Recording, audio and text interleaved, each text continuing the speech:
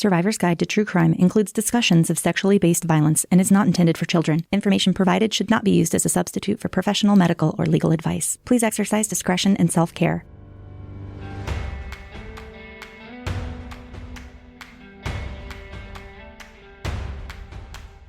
Welcome back to Survivor's Guide to True Crime. I'm Kim. And I'm Kara. Thanks for joining us back here again.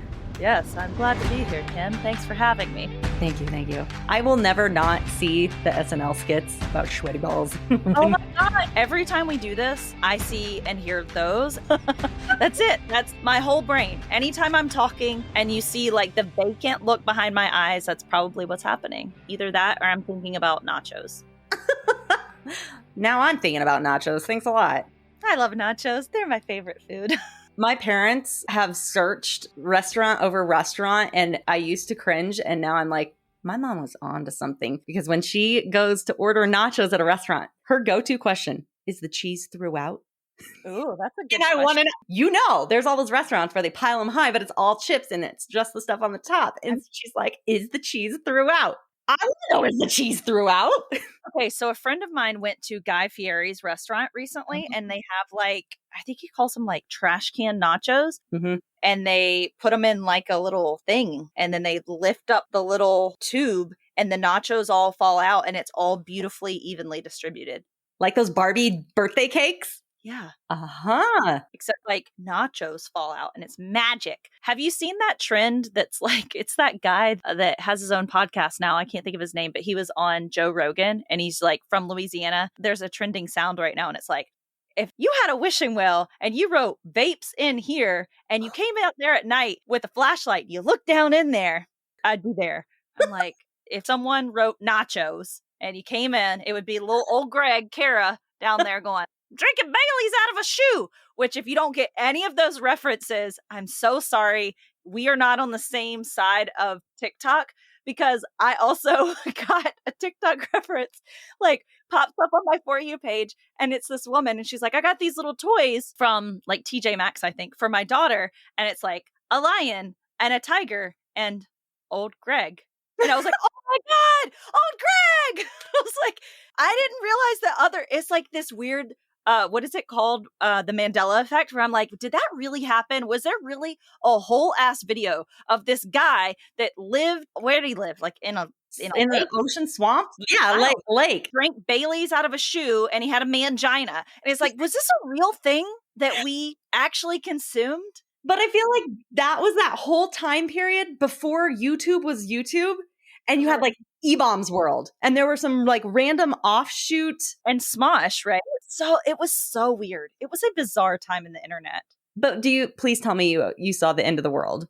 The End of the World. It's like a video that is maybe 2 minutes long, animated, really crappy. And the guy is like, okay, so that is the Earth. Dang, that is a sweet Earth, you might say. Round, chilling. And it goes through this and like, folks, that's all we had to quote. If there are any youths here, that's what we had to go off of for years and years. And you just scream it at each other back and forth along with 2 to 3 Will Ferrell movies. That's it. That's the I am tired one. I am right? tired. I say that all the time. You made me watch that because you were like, wait, you haven't seen this? And I was like, no, I don't think so. Because I was like a whole ass adult in college when those things were coming out. And I was like working and paying bills and yeah, like I actually had to pay my own bills. And I don't think so did I. I was working hard at Hooters.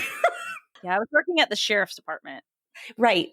Yep. We were not the same. So I would only see those random things like on the sporadic times when I would decide that I did want to babysit my friends who all wanted to go out and drink, and they would show it to me before they would all go out and drink. And I would stand around holding everyone's high heels with my RBF and get randos at the bar going, smile, sweetheart, it's not that bad.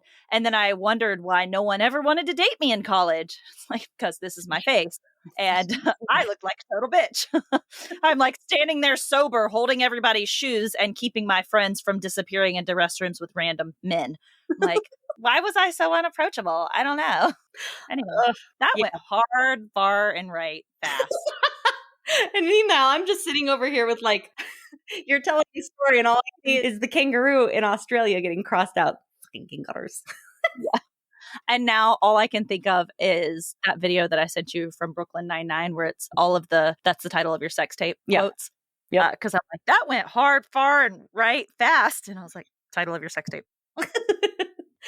I know I can't watch Brooklyn Nine-Nine because I will binge it and neglect all family. Dude, Terry Crews, he is bae. I love him. He is one of my favorite humans in the world, Terry Crews. If any of you are listening to this and you have a connection to Terry Crews, Oh my God, he's on our guest. He's on our top dream guest list. He's at the top of our wish list. Oh, I love Terry Crews so much. So much. Okay, that went seriously, so off the rails so fast. But what else would you expect from us? But let's bring it back here for a second, because today's episode is lovely. And thank goodness it was with somebody that Kara knew from ahead of time, because this was actually the first episode that we recorded way back in November of 2022. But we've held on to it because we wanted it to coincide with something very special. Yes. So our guest today is Avremi Zippel, and he was writing a book. He was kind of finishing it up when we did this interview. So we were like, hey, listen, when we record it, just talk like it's already published and we'll hold on to it until your book is published. It's published.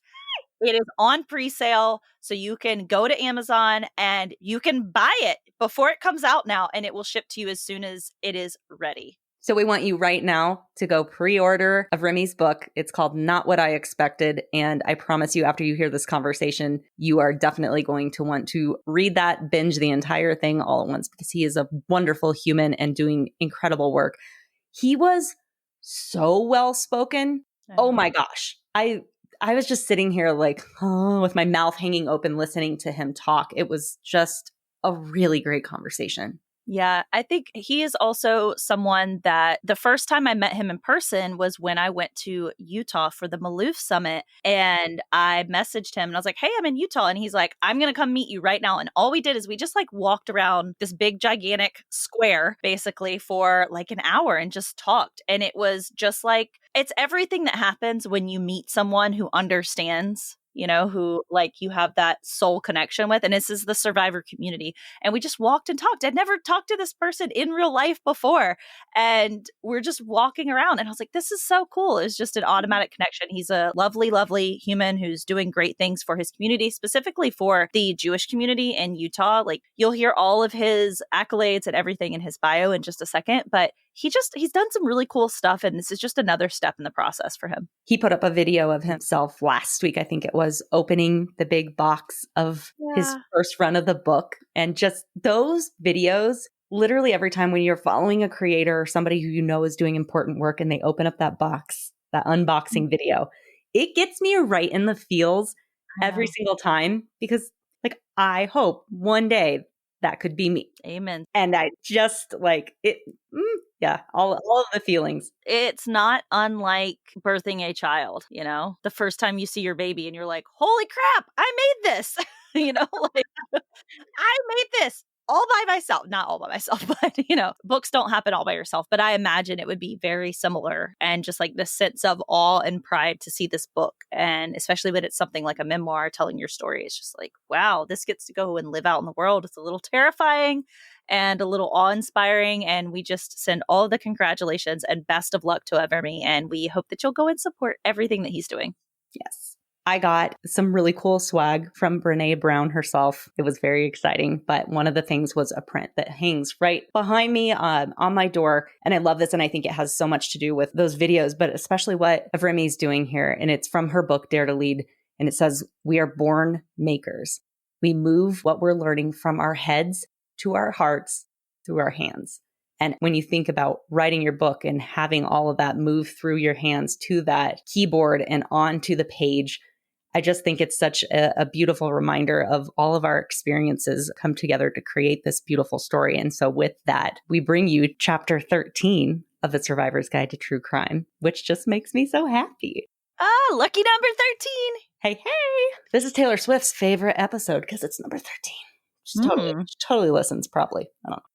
Let me tell you a little bit about Rabbi Avremi Zippel. He was born in Toronto, Canada, and moved to Salt Lake City with his parents in July of 92. He attended a Jewish high school in Chicago and attended rabbinical college in London, England. Rabbi Zippel participated in Jewish outreach and humanitarian missions in Denmark, Germany, France, Italy, Wales, and numerous cities throughout the U.S. He was ordained at the Rabbinical College of America in Morristown, New Jersey, by the Chief Rabbi of Israel, Rabbi I.M. Lau, in December of 2013. He married Shana in January of 2014, and together they moved to Utah later that year, where they created Young Jewish Professionals Utah. They are the proud parents of 2 adorable little boys. In February of 2019, Rabbi Zippel publicly came forward about the decade of sexual abuse he endured at the hands of a childhood caretaker. He's believed to be the first Orthodox rabbi to publicly speak about sexual abuse in his past. One of the things that Avremi Zippel and I have in common is that we were both supported through our healing and public appearances by Elizabeth Smart, and that's actually how we met. Since then, Rabbi Zippel has taken a leadership role in combating sexual abuse in religious communities around the world and advocating for survivors. Rabbi Zippel serves his community as the crime victim representative on the Utah Council for Victims of Crime and was recognized as the Child Advocate of the Year in 2021 by Prevent Child Abuse Utah. His story has been shared in numerous formats, most recently in Allie Raisman, Darkness to Light, a made-for-TV special that aired on Lifetime. He's a sought-after lecturer and mentor to communities around the world. In April of 2023, Avremi's long-awaited memoir, entitled Not What I Expected, is due to hit shelves. We think you will love and enjoy this conversation, and without further ado, here it is. Okay, we are here with my friend Avremi today. Avremi, thanks for joining Kim and I. Tell us a little bit about yourself and who you are. Well, what's up, guys? Thanks for having me. It's a real treat to be with both of you. My name is Avremi Zippel. I live here in Salt Lake City, Utah. And I think for the purposes of this conversation, I'm a survivor of true crime. I have lived in Salt Lake City my entire life. And when I was about 8 years old, I was sexually abused by a family caregiver, which was a dynamic that all told would go on for about 10 years. Obviously, there's a lot to unpack in that statement, and there's a lot to determine how that comes to be and why that comes to be and what could have happened instead. But it's been part of my life for as far back as I can remember at this point. Eventually, I would process that, press charges, come out the other side, have my story told within the true crime space. And now I get to live in a world where I look up to folks like the two of you who are doing such amazing work in that sort of universe for folks like me. So, our icebreaker question: what is the last television show, podcast, book that you binged, that you just watched an absurd amount of hours of or read for way too long, maybe irresponsibly?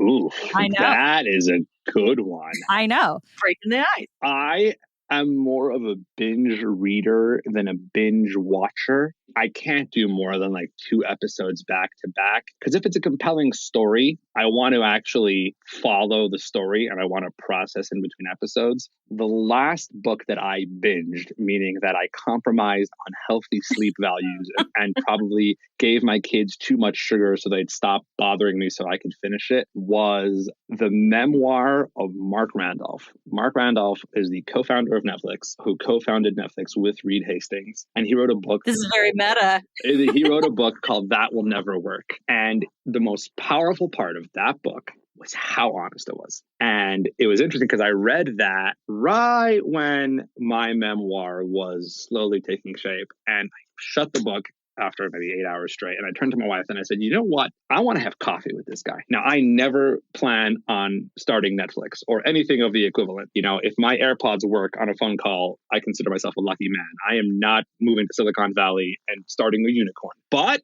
it was so honest. It was so real. Like, you know, it's a guy who started a billion-dollar company who also lives life like a normal person. And so for me, I think just the honesty of it, the realness of it. And I wouldn't say there were any earth-shattering life messages, but it reminded me of how normal people are and how at the end of the day, the world is mostly comprised of normal people. One of the more memorable, funny moments of my childhood. I grew up here in Utah. The first glory days of the Utah Jazz, I was like 7 of those 2 finals runs. And so there's a famous clip of the first time the Jazz played the Bulls in the finals, played Michael Jordan in the finals. Mm-hmm. And at media day, someone went to Jerry Sloan, the legendary coach of the Jazz, and said, you know, when your team is going up against Michael Jordan in the NBA finals, what do you think about? How do you approach that? Jerry Sloan famously looked at the cameras and he said, I tell my guys that when Michael gets dressed in the morning, he also puts on his pants one leg at a time. And as a kid, I just thought that was the funniest thing I'd ever heard, right? Like, pants and legs. And as an adult, I really came to appreciate that. And I appreciated kind of the mentality, like, he's a human being. Guy's got 2 legs, 2 arms, a bunch of ribs, like all of us. And we're going to approach him like a human being. And so I think for me, just the human nature of like such an incredible story, it reminded me of the power of storytelling and the power of authenticity and the power of finding your voice and all that stuff. To your comfort level, of course. Talk about what was it like finding your voice for the first time?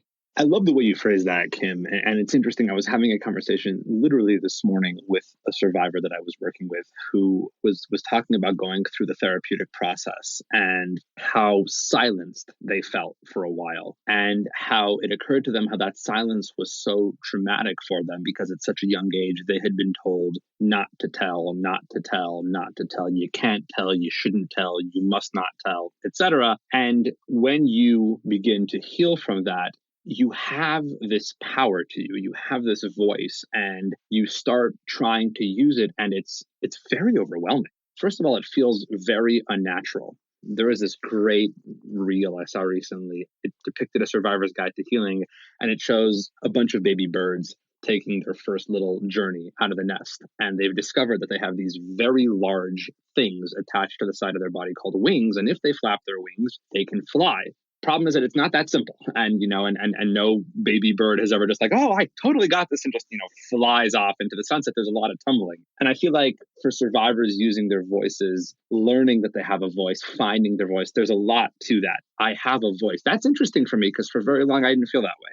I didn't feel like I had a voice. I didn't know what it must be like to have that voice. And so now what can I do? Let me try to use this. Let me see what happens. Let me see where it goes. I would describe that process for myself the same way, in the sense that it was very unusual, very strange almost, to discover that process, to be in that process and find that there were people that cared to listen to that voice. There were people that for whom that voice made a difference. There's a line that I always kind of circle back to in the 5th Harry Potter book. And we can go on all day, like, how the Harry Potter books are so powerful for people who have gone through adverse childhood experiences. But there's this one line in there that I just want to, blow up and put on my wall. And it talks about the fact that at one of the first Dumbledore Armies meetings, Harry's giving instructions to the crowd. And J.K. Rowling kind of puts this voice to his mind that, as unusual as it was for Harry to be giving instructions to everyone, it was even stranger that everyone was listening. And I feel like for a survivor using their voice and finding their voice, that reality is so powerful in the sense that, well, hey, I can talk. So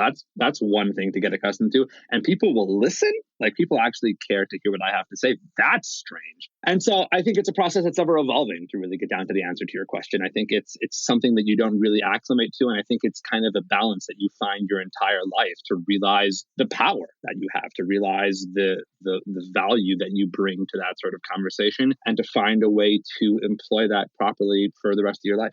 I love that so much. I do too. And you're in good company with Harry Potter fans too. Harry Potter is a trauma survivor. Yeah. Harry Potter is a kid who, from a very young age, had his world turned on its head and then grapples with that for a very long time and has that reality called into question and spends a lifetime trying to figure out what to do with that. And I think the parallels are immensely powerful. That's true. I love that. And I think that so many people are going to hear what you said of not feeling like they had a voice, and they're going to see themselves in that moment. And I feel like, Kim and I share our stories, but they're obviously very different from yours. And I'm curious, with the people that you interact with and that you're working with and talking to every day, if you feel that people who have been survivors of a childhood assault type of situation, if it's been your experience in speaking to them, that they tend to have more of that feeling that they don't have a voice in your experience. So, acknowledging the differences in the situations, I think there's something powerful there for childhood survivors. In most instances, people who go through this sort of thing as a child are suffering from that power dynamic. So we know that so many cases of sexual violence or violence of any kind against children is always going to involve a real dynamic of a power imbalance. And so one of the things that is absolutely inherent in that is that dynamic of, even if I'm going to speak up as a child, who's going to believe me? I'm going to come out and say, this adult has harmed me, has made me feel uncomfortable, has been inappropriate with me. That sounds delightful. Who's going to care, right? Who's going to listen? Who's going to take me seriously? I think that one of the most powerful things as it pertains to child survivors is the dynamic of no one actually told us that we shouldn't tell. It was ingrained in us from such an early age. And in a certain sense, that notion of self-protection through a self-imposed silence is perhaps more damaging. I'll kind of jump to the end of the story. My case went to trial. It was a tough road for the prosecutor. You've got to explain to 9 perfect strangers how you have a loving female caregiver who does this sort of thing to a young boy for such a long time. This is the case that really kind of flies in the face of the stereotypes that we have around this sort of topic. And so one of the really incredible things that she did is I think she anticipated a lot of the realities that the defense would bring up and really made an effort to nip them in the bud and to bring them up on our terms and not on the defense's terms. And so one of the questions she asked at trial, and I made every attempt not to look at the jury when I answered this question, but my family and folks who were in the gallery did, is she asked me on the stand point blank, did she ever threaten you? Did she ever say, if you tell someone, I'm going to, kill your parents? No. Did she ever warn you not to tell? No. Okay, let's really get down to the bottom of it. Did she ever say, don't tell anybody? And the answer was no, because she didn't need to. And I think that sort of self-imposed silence can often be the most traumatic of them all. I didn't want to tell anybody because it's not that I was told by an outside force that my voice didn't have value. I had convinced myself that my voice didn't have value. I personally had picked up the shovel and buried that voice so far down so that it would never cause me any problems. And I think if you do that, the process of unburying that voice becomes all the more necessary, but all the more difficult, because you've got to undo all of the stuff that you really did to yourself. And so I think it's a lifetime journey. We all know that healing for folks who go through the sorts of things that we have is not short and it's not linear. And I think the reclamation of voice really fits in with that. That's so beautifully and tragically stated how you said that too, because it does have a way of taking root and making you feel like you were digging your own grave, when actually the hallmark of predators is they know that you will do that. They know how to prey upon those grooming techniques and those faculties of what it is to be human and make you think that you did it to yourself, which just emboldens them to continue preying upon these victims, to continue having you operate in silence because you think that you put yourself there. And that's really common along a lot of traumas, any that carry that element of shame or blame. I mean, you look at something like Kara and I, where it's an absolute stranger, so completely separate from what you experienced. And when it's a stranger, people think, well, obviously you're not blaming yourself, right? You're not going to harbor any guilt. It doesn't necessarily have to do with what the experience of the crime was, but all of the things that we do in the aftermath to keep ourselves alive, to keep ourselves functioning, to protect our brains. We internalize all of that as our fault when really it's reactionary to abnormal circumstances. I love the way you put that, Kim. And I think for me, that was a huge part of the therapeutic journey in the beginning of it, was separating the two different things that were going on over here. So you have a decade of harm, and then you have everything that you as a survivor have done in response to that. And you have all of the self-shaming and the self-hate and the self-loathing and all the self-damage that you need to contend with. And I would make the argument that the recovery of the second part is far more intense than the recovery of the first part. Having to unlearn all of those negative behaviors, all of those unhealthy behaviors, and to acknowledge where they come from and why they are that way is lengthy, it's difficult, and you really begin to question your own sanity. I think for me, one of the most powerful shared experiences that I find with survivors across the spectrum of our experiences is that notion of, God, I thought I was crazy, right? I was convinced that I was insane. And to your point, I think that predators sense that and they manipulate that and they see that coming and they really know how to utilize that to accomplish whatever it is that they're trying to accomplish. And I think that process of asserting your sanity, asserting your being okay, asserting the fact that, you made certain decisions in the interest of self-preservation, and now you can move away from that because you're not fighting for your survival anymore, is long, and it's hard, and it's ongoing, and it's something from which you truly benefit from constant reminders of what the truth really is. And everything that you said is exactly why Kim and I want to do exactly what we're doing right now, because the more people share their truths and their realities, the more survivors will be able to hear those things and say, oh, I'm not alone. I'm not crazy. Someone's going to be listening to this right now. They're going to hear what you just said, and they're going to say, well, he's not crazy. So I feel the same way. I'm not crazy as well. So I think that there's so much healing in sharing our stories. And I think that sharing your story also is a way of reclaiming your voice. Like you said, it's a means of like healing your inner child. Well, and I think that's the big departure, too, from what we see so typically in true crime, is that you get the play-by-play of all the god-awful things that have happened and, what's black and white on an affidavit or what was reported or what's in the headlines. But when we hear true crime as survivors, we know that there's so much more, because the real story that we want to tell and the survivorship is all the stuff that happens in that second decade that you're talking about. It's all the things that hey, we now have to walk around with and that we are sentenced to life in. And those are the things that need validating far more than some splashy documentary or, whatever's hot on Netflix or something like that. It's that there is a community that knows that the story goes so far beyond that. I think the reason why the work that you guys do is so valuable, and I can relate to this, is so when my abuser was first arrested, my identity was not published at that point, and I wanted total anonymity from the process at that point. And I got one very valuable piece of advice, and that is, don't read the comments. Don't go anywhere near the comment section. Why is that?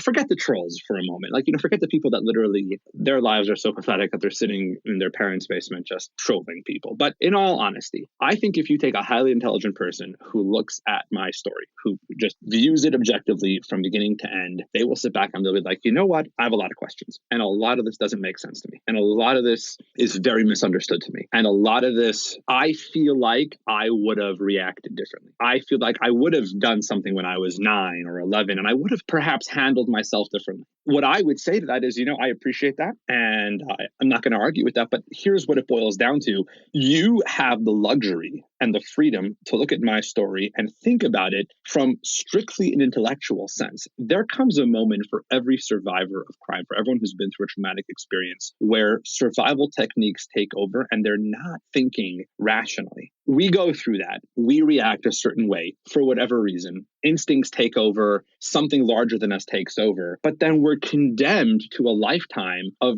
people putting on their glasses and having their 5 p.m. cup of tea and sitting back in their favorite armchair with our story in a brown manila folder and being like, well, I'm sorry, but I would have handled this very, very differently. And I think the notion is, great, good for you. You didn't have to walk a mile in my shoes. And I think there's such value to survivors being the ones to create the conversation around true crime, because we have that common bond of, don't ask me why I reacted a certain way, because I can't explain it to you. On a certain level, my story shouldn't make sense to you. What happened should not make sense. It is a non-plausible story because at some point instinct takes over and you're doing what you can to stay alive, and you need to live with that for the rest of your life. You need to live with the decisions that you made in the interest of self-preservation, but you can't judge me for that. And not even judge me. You don't have the ability to cross your arms and sit back and stroke your chin and be like, well, I don't know why you didn't do this. And so I think that's why it's so important that survivors are the ones creating these conversations and fostering these conversations, because we come in with that prior knowledge. We understand the predicaments and the situations that other survivors have been through, and we can provide them that grace and that validation and that empathy. It's a great way to say that too. Hey, Kara, did you know that April is Sexual Assault Awareness Month? Yes, of course you did. Obviously, I knew that. But did you know that it's also Adaptogen April? Say what? Do you know what an adaptogen is, Kim? I understand all of those words separately. So adaptogens are essentially some type of compound botanical that goes into your body and helps your body deal with stress. It's non-toxic, non-specific, and normalizing. So what it does is it helps regulate your stress hormones and helps you adapt to stress. I have some of that, the stress. Yeah. The good news is that Cured, almost all of their products have adaptogens. So it's Adaptogen April, and they are really doing a push on education around adaptogens. And it is genuinely something that makes them extra amazing. My favorite products with adaptogens are the Rise, the Zen, and the Aura, but they are also in the Serenity gummies. That's the ashwagandha that you see there. So if that sounds like something you would like to try, head on over to curednutrition.com. Use code KARA10 at checkout to get an extra discount and to support us, and let us know what you think. My favorite platform to be on right now is Patreon because I freaking love our captive audience. Oh my gosh, me too. I think that the conversations over there are so authentic, so genuine. And honestly, because you're choosing to be there, hopefully you really, really like us and you're not going to think that we need to be committed when we are completely unhinged. I love those conversations. I also love that we've got merch that's available over there and a bunch of extra video episodes. To be able to watch it and have that feedback from the folks who are there that make up our little Patreon community is just so much fun. Like the real unhinged pterodactyl laughing and me just saying all kinds of weird things that Kim sometimes cuts into episodes. If you like those little kind of things, then you're going to like our Patreon. But you also get bonus content, early access, and news. And the input that we get from our Patreons really shapes what we are doing with this show. So if you're interested, please join us over on Patreon. You can find us on Patreon at patreon.com/SGTC for Survivor's Guide to True Crime. And you can find that on our website or in the show notes. So when you talk about the trial process and everything that happened with court afterwards, one of the things I caution people about is don't stake your healing on the outcome of the justice system. More times than not, it may not work in your favor, just statistically speaking. But what was your experience like there? Did you feel well represented? And what were your major takeaways? So first off, I completely agree with that assertion. And I consider myself fortunate that I had a glimpse into that from one of the earliest points in the process. So I first understood that the day that my abuser was arrested. So for context, there was a police investigation that unfolded really, really quickly, and the police caught a few huge breaks in the case, including a recorded phone call between myself and my abuser, and everything just kind of avalanched downhill. And so as it happens, she was arrested. I wasn't even in town. It was hours before Passover began. We were spending the holiday with my wife's family. And so I got the call in Northern California that my abuser's been arrested on suspicion of 130 counts of aggravated sexual abuse of a child. And 72 hours before the arrest, this was like the police were kind of taking the attitude towards this entire case of like, well, maybe maybe we'll do this. Maybe it wasn't something which they considered, I think, like an investigation that had any sort of life to it. And here we are 72 hours later. And so all this news is kind of washing over me quickly. And I'm standing outside my in-laws' house, kind of taking space. So my father-in-law comes outside and he gives me this big hug. And he says, I heard, how do you feel? Do you feel all better? I thought that question was sweet and genuine. And I turned to him and I said, no, I don't. Be honest, I don't feel even a little bit better. And I had thought about this moment for so long, the click of the handcuffs, and I'm assuming to myself, they for sure pushed her head down, into the squad car, as it's depicted on TV. And at that moment, all the birds will be chirping. And I was like, no, it didn't do anything for me. And that moment taught me a powerful lesson. That moment taught me that the outcomes of the judicial system, what cops and prosecutors and judges and advocates can do, has got very, very little to do with your internal healing process. So that's the short answer to the question. I was blessed to have remarkable representation. I feel like the local DA's office here in Salt Lake County handled the case with dignity and respect and followed my lead and really wanted to fight for my interests. And I was represented by an amazing group of people. And Kim, I know that you have a little bit of personal proximity to DA's offices. And I will say that if there's one thing that I learned throughout this process, it is that folks that work in DA's offices are the Lord's messengers here on earth. These are people that you never hear from. You never see. Their names will be in the paper about 3 times a year when they make a decision that is highly unpopular with the general population. And you never know the good work and the dedication and the selflessness that goes into the regular rank and file cases they prosecute and the closure that they bring to the family. So, I'll end that rant right there. But one of the most valuable things they gave me was that notion. Do not hitch your healing to this process. You go heal outside of the district attorney's office. You go do that in your therapeutic setting or wherever else that you find healing. Do it there. Do not expect to find a wholeness of your soul in these walls. We will fight for an outcome. We will fight for justice. Justice is not necessarily going to provide the balm and the antidote for what's ailed you forever. And with that in mind, we still fought for it. We still pushed forward. I feel like I was given a healthy perspective throughout the process of what I was really after and how I could get that. And simultaneously, on a parallel track, I tried to find healing and justice in my life, in the more therapeutic setting. So I think the most interesting part of the story is the district attorney filed 7 felonies against my abuser. She was found guilty on all 7. She's doing somewhere between 25 and life at the Utah State Prison. And as I think about it, I could not be more grateful for that outcome. And I'm grateful for the work that went into the case. And if I really think about it, all I want is an apology, which I've never gotten, which, and presumably will never get. And it's funny when you think about it, that it's kind of interesting how those priorities are aligned for a survivor, what we're really after at the end of the day. And so it's been an educational process for sure.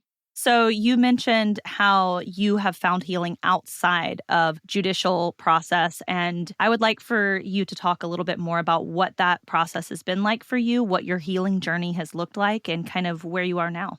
In a certain sense, I'm blessed that my healing process has been relatively boring in the sense that I went to see a therapist for the very first time, and I'm blessed to have him in my life still almost 7 years later. Same guy. I see him a little bit less frequently than I did in the very beginning, but it's been straightforward in that sense. And I know for so many survivors, that process is so long-winded and curvy and, up and down and back and forth.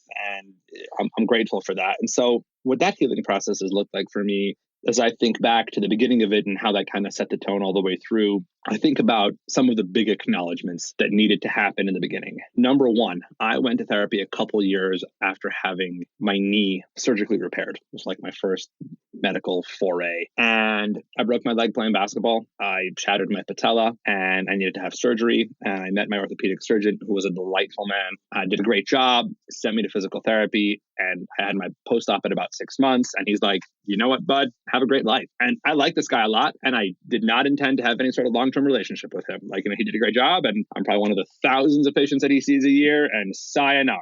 I approach therapy the same way. I'm going to go in to see this doctor, maybe some books, maybe some pills, like see him a couple times the first few weeks. And at some point, I will likely get a doctor's note that will say, I, Dr. Coles, hereby ascertain that Avremi Zippel is fit to lead a normal life, and I wish him all the best. And I'll never see him again. Because childhood trauma is like knee surgery, right? Like, we clean up the affected area, we put some stuff back together, whatever it is we got to do, we do, and off we go. And that first acknowledgement was huge. Like, that's not going to happen. And that is a wholly inaccurate way to think about this process. So the first big acknowledgement is you're going to be dealing with this forever. This is going to be your reality forever. There's not going to be a point in time where all the King's men were going to put Humpty Dumpty back together again and you're patched up and you're good as new. Go out there. That's number one. Number two, connected to number one, is that acknowledgement should not diminish from your ability to lead the most beautiful, fulfilling, incredible life possible. So you are a survivor. You're going to be grappling with that. You're going to be accepting that. You're also going to have an incredible life. And you can involve the fact that you're a survivor in that life to your desire, to your choosing. Either you can make it a regular conscious part of your life or you can't. That's up to you. And I think the last big acknowledgement, which happened later on, is that one of the greatest things that you can do in the interest of your own healing is bringing healing to others. And that goes back to the point, we're discussing about finding your voice. There's so much beauty in that, and there's so much healing in that. And there's such a potential for putting yourself back together to a certain extent in a way that you could have never imagined. I would say that on a certain level, I still grapple with all of those acknowledgments, right? Those are things that require regular validation, regular clarification, regular acceptance of. Those are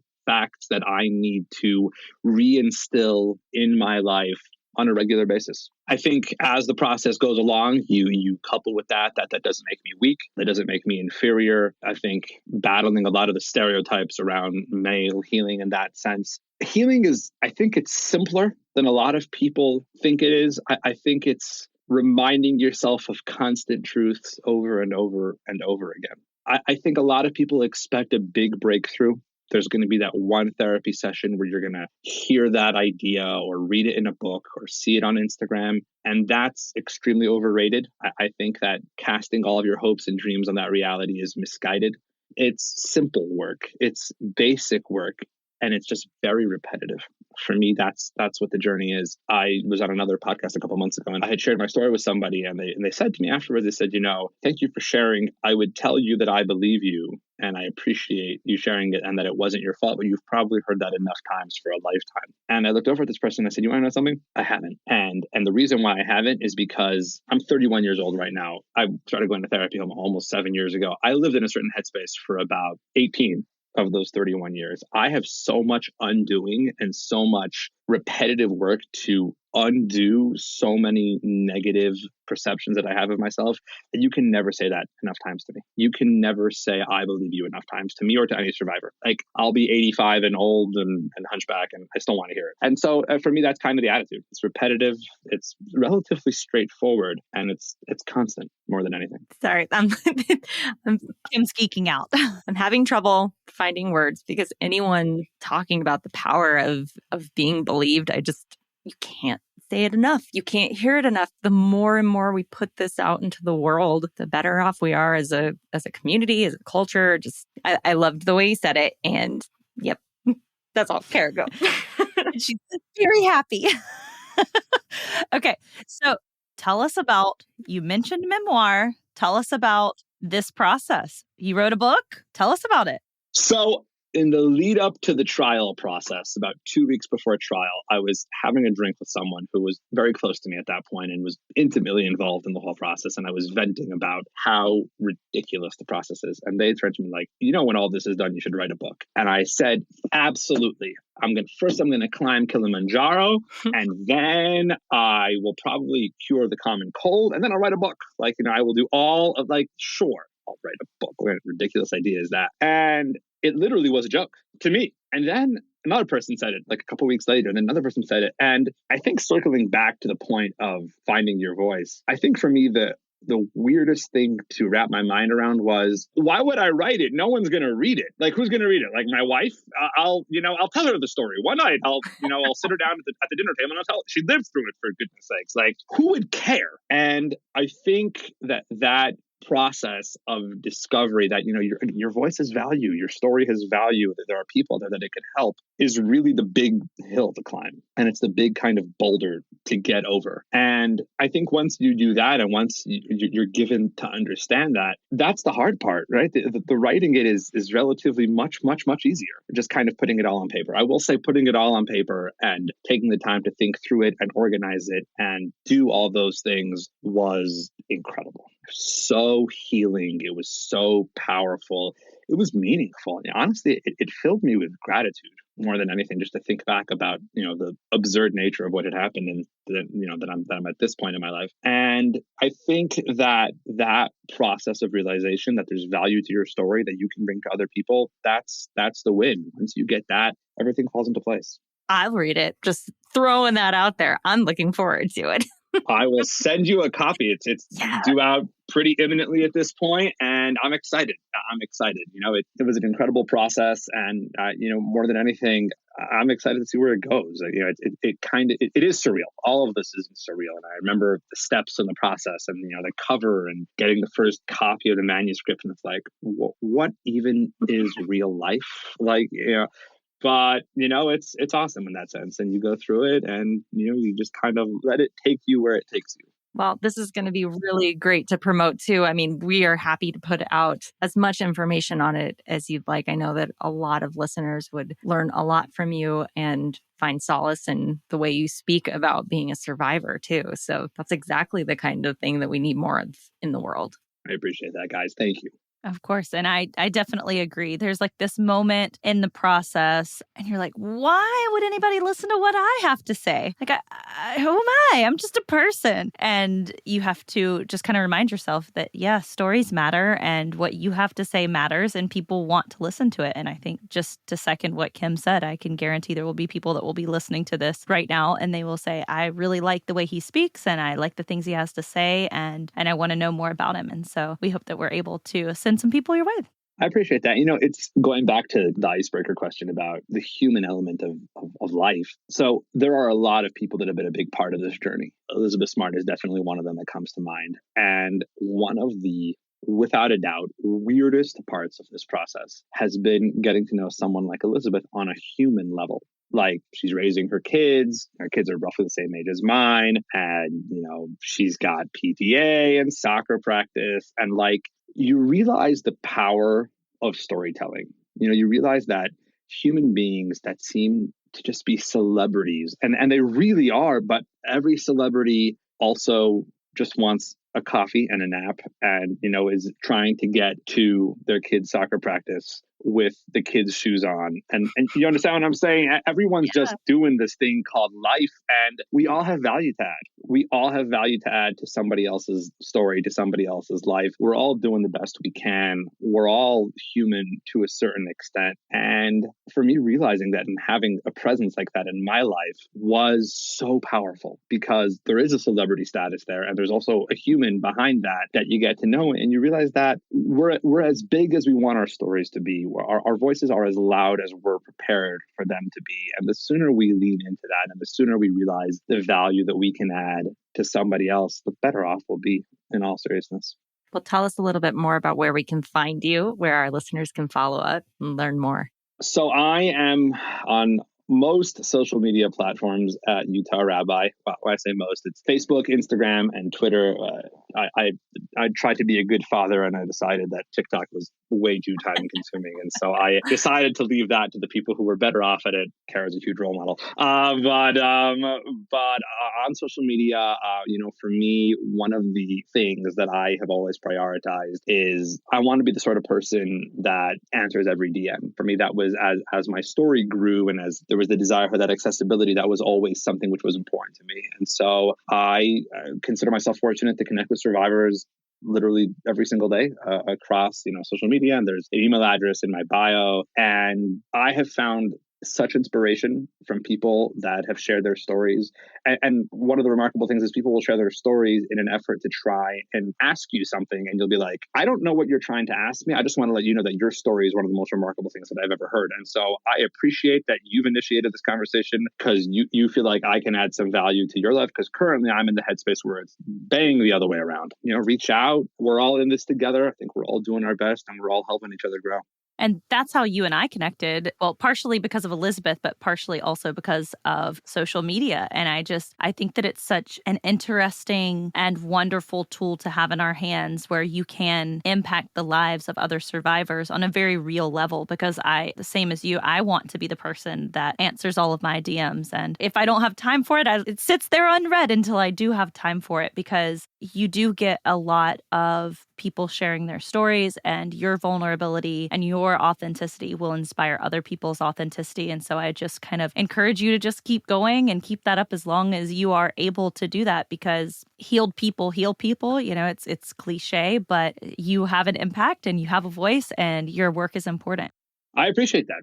I think that's what it boils down to is I want to be part of the solution that manifests itself in a number of different ways on a number of different days. And whatever that looks like today for this situation, for this particular instance, I want to help. I'm fortunate for those that have come before. And I feel like life at the end of the day is being the person to make the decision to pay that forward. One last thing we want to ask you is, do you have any calls to action that you want to leave listeners with if they want to get involved with what you are doing or if they want to give back to what you're doing in some way, shape, or form? I'm going to keep it really simple. One of the things that I actually really talk about in my book is throughout the process, there were just these small, innocent moments that were lifesavers along the process. They were texts, they were emails, they were DMs, they were people smiling in the hallways in the courthouse who had no idea why I was there. But, you figure you see someone in the courthouse, they're probably not having the best day of their lives. And I think that for me, the call to action is going to be, there's always the text that we thought to send. We just didn't because, is it really necessary? They probably know how I feel. They probably know what I'm going to say. And I consider myself to be a beneficiary of so many people who shared that text, who wrote that email, who made that call. And so for me, the world is an ecosystem of good people doing good things and passing along that goodness to those that need it, and on it goes. And so I think my call to action would be the person that sends that text, be the person that drops that comment, that, supports that initiative, that is that person for others that, you've benefited from in your own life. And going back to, the idea of, the I believe you, there's never enough goodness we can share in the world, specifically with those that have gone through so much in their own journey. And so be the person to send that text, be the person to send that email, make that call, take those 30 seconds. It really changes lives. I love that. I love that so much. And it's just been so great talking to you. And I feel like you just have so much wisdom and so many things that people can just learn and harness that positivity. And we are just so glad to know you. Thank you, guys. It's been an honor. Thanks for having me. Thank you. Survivor's Guide to True Crime is hosted and executive produced by Kimberly Corbin Rourke and Kara Robinson Chamberlain. If you love what we do here, please don't forget to follow, rate, and review the show in your podcast player. It's an easy and free way to help us and help more people find the show. To learn more about the guests featured or to find resources and information discussed on the show, visit survivorsguidetotruecrime.com. Thanks for listening. Well, see you later.